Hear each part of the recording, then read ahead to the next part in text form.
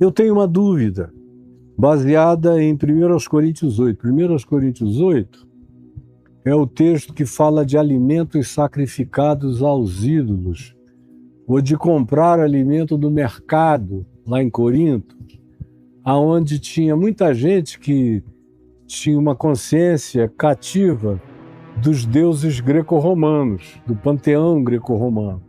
Então tinha muita gente que criava os seus animais consagrados a Diana, não é? O Ártemis, o Artemis, tinha muita gente que fazia consagração dos seus negócios a deuses como Apolo. O pescador consagrava a sua pesca a Poseidon e levava para o mercado. Ou seja, como a gente vê hoje em muitos lugares do Brasil, essas mesmas práticas de consagração devota do indivíduo que tem crenças variadas e que acha que é aquele santo ou aquela entidade que é o abençoador da sua boa pesca, da sua boa caça, da sua produção, seja ela de que natureza seja. E em qualquer lugar é assim, em Corinto também era. E aí perguntaram a Paulo, o que você acha da gente ir ao mercado e comprar comidas que a gente não sabe a procedência? Paulo já tinha dito aqui no capítulo 6 de 1 Coríntios, se eles fossem pensar com essas categorias, leia 1 Coríntios 6. A pergunta é sobre o capítulo 8, mas leia no 6, onde ele diz, se vocês forem pensar com essas categorias, vocês vão ter que mudar para Marte, criar uma comunidade fechada, que logo, logo vai virar um gueto insuportável de vocês. Mas como vocês moram no planeta Terra e no mundo, e Jesus disse, Pai, eu não peço que tu os tires do mundo, mas sim que tu os livres do mal. E livrar do mal não é livrar de certas geografias, de certas canções, de certas roupas, de certos negociantes e de certos negócios, ou de certos elementos, ou de certas expressões culturais. Não. Livrar do mal é livrar a mente do pensamento maligno, da inveja, da cobiça, da disputa perversa, maliciosa, desrespeitosa, cobiçosa, gananciosa, odienta e odiosa, cheia de lascívia, de desejo de comer com os olhos o dia inteiro. Ele não tem tesão na mulher dele, mas a mulher do próximo pode ser uma baranga, mas só porque a do próximo ele tem tesão nela. Livrar do mal é livrar de um estado mental adoecido e um estado emocional corrompido. Não é tirar da geografia do mundo e nem da cultura humana, é tirar a mente da maldade humana. Mas vocês não querem entender isso, não é? É mais simples continuarem porcos por dentro, na pocilga da alma de vocês, e dizendo que o que não pode é cantar Chico, Caetano, Gil, Milton, Beatles, Cat Stevens, tudo isso é mundo, né? O que não é mundo é cantar essa breguice gospel, é ir para esses shows gospel, que só pensam em dinheiro, porque eu conheço quem patrocina e faz o show, já conheço há mais de 50 anos, só pensam em grana e são ladrões, e está aí para todo lado. Ou esse movimento americano que está vindo para cá, o SEN, que significa enviado, estão sendo enviados para criarem realmente uma preparação de base política eleitoral para as eleições de 2026. Só os crentes não querem admitir, mas todo mundo sabe. E quem está dentro da CIA conta para gente. Mas, pois bem, em 1 Coríntios 8, qual foi a resposta? Paulo disse, olha, cara, para com isso. Eu vou ao mercado, não quero nem saber de onde é que veio a comida. Não quero, porque tudo que existe no mundo tem um criador só. Não é Zeus, não é Apolo, não é Ártemis, não é, de acordo com a versão romana, Diana, não é nenhum dos deuses do panteão greco-romano, ninguém criou nada. E o que eles criaram foi artificial. Toda a criação natural do universo tem um único pai. Procede de uma única fonte. Então, quando você for ao mercado, é como quem bebe de uma fonte. Você está com sede, você não diz, eu não vou beber essa água, porque eu não sei se ela foi consagrada na origem ao Pai das Águas. Cara, dê graças a Deus, porque quem criou a água foi Ele, o único Deus vivo e verdadeiro. E Jesus disse que todas as coisas são santas para os santos. Paulo diz que todas as coisas, com ações de graça, com o reconhecimento de que tudo procede de Deus, tudo é santificado. É também Paulo que diz, tudo é vosso, e tudo foi criado por amor de vós. Todas as coisas foram criadas por amor de vós. Até aquilo que vocês não imaginam, mas a vida é por amor de vós. Até a morte é por amor de vós. Porque quando alguém morre, entra numa glória impensável. Então não tem nada que não seja para o bem daqueles que amam a Deus.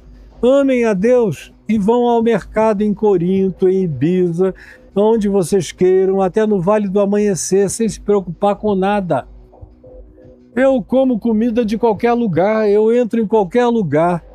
Aonde quer que a pessoa me ofereça o pão, eu pego o pão e digo, muito obrigado, Senhor, pelo pão que vem de ti, porque tu criaste o trigo e toda a vida existente e deste vida a essa semente que cresceu e aos elementos que constituem esse trigo e esse pão que eu dedico a ti com toda a gratidão do meu coração, e acabou. Não tem bicho, não tem demônio, não tem crença, não tem satanás, não tem nada que vá fazer do meu pão um pão maligno. O meu pão é santo.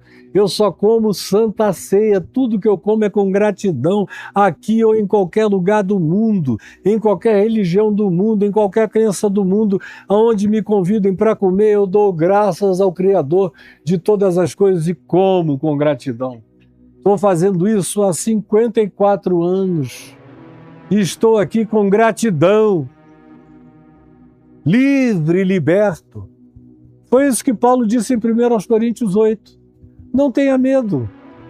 Essas outras coisas são entidades criadas também. E é a ignorância humana que atribui a elas a fertilidade do chão, como atribuíam a Baal, atribuem a ela o chover, como também atribuíram a Baal há muito tempo, que atribuem de acordo com as suas crenças pueris, ou tradicionais, ou heranças que vêm de tataravô para bisavô, para avô, para pai, para filho, para os filhos dos filhos. Tudo herança na base da tradição da ignorância, porque na realidade não haveria nada sagrado, nenhum objeto digno de ser chamado de sacrossanto, nenhuma comida consagrada, porque todas as coisas criadas foram santificadas quando Deus disse, é tudo muito bom. Aí já está tudo santo. Podem comer de todas as árvores do jardim, porque fui eu que criei. E é assim que Paulo trata em 1 Coríntios 8. Aí você faz uma segunda pergunta, que é a seguinte, até que ponto eu devo abrir mão de algo que não me faz mal por causa da consciência do outro irmão que tem a consciência mais frágil? Aí a gente já vai de 1 Coríntios 8 para Romanos capítulo 14, que é onde Paulo trata disso. Aí é onde Paulo diz, eu todavia não como e não bebo nada que vai escandalizar o meu irmão. De que irmão é esse? É o irmão que ainda não soube fazer a diferença. Ainda é tão novinho, tão neófito na consciência da fé, que quando ele te vê bebendo alguma coisa que o produtor original daquele subproduto disse que aquilo era consagrado a uma divindade, seja qual seja a divindade, ainda fica impressionado com isso. Ele saiu de um culto, de uma crença, de tradições há pouco tempo. E a pessoa sai, nem todo mundo, é só uma minoria que consegue fazer uma ruptura imediata. A maioria vai rompendo gradativamente com o sagrado das crenças religiosas e vai ficando só com a santificação do Evangelho, que cobre todas as coisas criadas por Deus em todos os universos. Mas é um processo. É desses que Paulo está falando, é dos que estão engatinhando, que não souberam fazer a distinção. Ele não está falando de fariseu casca grossa, não. Veja como Jesus tratou os fariseus casca grossa. Comeu com puta, com as meretrizes, com os pecadores, com os abomináveis, com os marginais, com os desprezíveis. Foi na casa deles, dormiu na casa deles, ficou dias na casa deles, como foi na casa da samaritana, que já tinha dado para um monte de homens ali em Siquém, e agora estava vivendo com um outro homem que nem marido dela oficial era, e Jesus foi e ficou 2 dias com eles. Então, por quê? Os casca-grossa religiosos são os que normalmente ficam metendo a mão nisso e dizendo: vocês estão se corrompendo, porque o que é novinho na fé fica no máximo com uma dúvida. E você facilmente esclarece. Semana passada eu estou com um filho na fé, que era sacerdote de um culto onde ele tinha que imolar coisas. Era ele o imolador das coisas, das oferendas todas que eram feitas ali, durante anos. Então, de repente, alguém veio e colocou um grilo na cabeça dele. E você vai se converter a esse evangelho que o Caio prega, onde não tem sagrado nenhum, só tem esse santo abstrato? Cuidado, para que não haja vingança do mundo espiritual que você servia antes contra você. E ele, como é novinho na fé, eu vou batizá-lo nos próximos dias. Ele veio me perguntar, eu falei: não, meu filho, o mais valente te habita, nada pode te fazer mal. Jesus mandou comer de tudo que nos for servido com ações de graça. Você vai crer em Cristo ou nos crentes? Você é discípulo de Jesus ou dos crentes? Se você for discípulo dos crentes, eu te dou um conselho: nem saia da religião onde você estava. Porque não vai mudar nada, você vai sair de uma burrice para outra. É em Cristo que você está com uma consciência que liberta. Agora, é natural que pessoas tão novinhas ainda na consciência da fé fiquem com essa pequena dúvida. Aí ele disse: não, mas você falou para mim, já está falado, eu já entendi tudo, eu estou liberto, vou contar para minha família como é e todo mundo vai ficar na paz. E ele me disse outro dia: ó, todo mundo pacificado aqui. Então, isso aqui é um cuidado que a gente tem com quem está chegando e ainda não entendeu, e a gente explica e essas pessoas compreendem logo. Quem não compreende nunca é o pastor, é o padre conservador, é o líder pentecostal doidão, é a profetisa maluca que quer fazer divisão, criar intolerância, mostrar que o Deus dela tem uma maior do que o Deus dos outros, que ela é mais poderosa.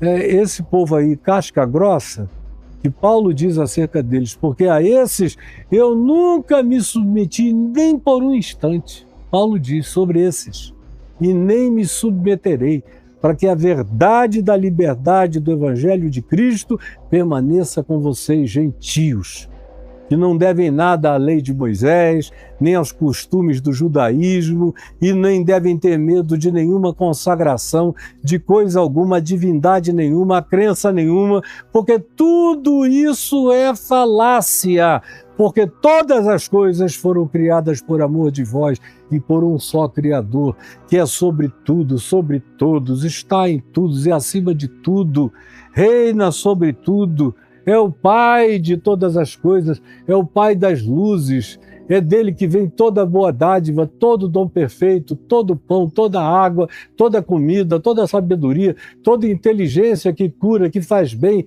que produz a continuidade da vida, vem do alto, descendo desse Pai das luzes em quem não pode haver nem mudança e nem sombra de variação.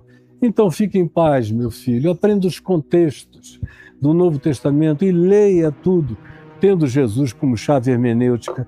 Você não vê em lugar nenhum Jesus advertindo, dando cuidado com essa comida. Não comam daquilo ali. Precisa de dias de jejum para comer esse alimento e consagrar. Jesus está fora disso. Jesus, como eu disse, já desafiei várias vezes, não tinha um único sagrado. Para Jesus tudo era santo, e Ele nos ensina a viver num mundo onde tudo é santo e nada é sagrado. Eu espero que você tenha entendido e que Deus abençoe você. Você está